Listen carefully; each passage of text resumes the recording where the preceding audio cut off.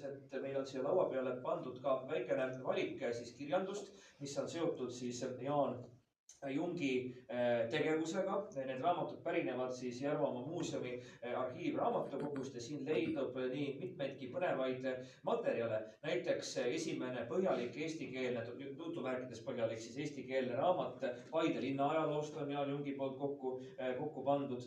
Siin leidub siis tõepoolest tänapäeva jutuks tuleva Läti Hendriku Liivimaa kroonika siis tõlkeid ja tõepoolest ka neid uhkeid siis kogumistöö tulemusi, mille siis Jung on aidanud raamatu kaante vahele panna. Aga kõigest sellest siis juba lähemalt.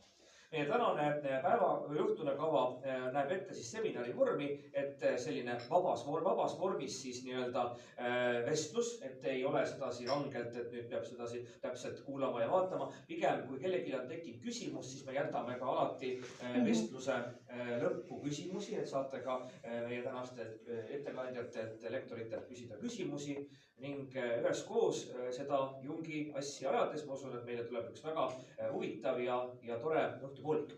Aga mitte rohkem siis teie aega raisata, siis mul ongi väga hea meel kutsuda siia teie ette arheoloog Ants Kraut, kes siis on Järvamaa mees, kes on meie muuseumi sõprade seltsi liige ja kelle siis vahendusel me saame kuulatagi Jaan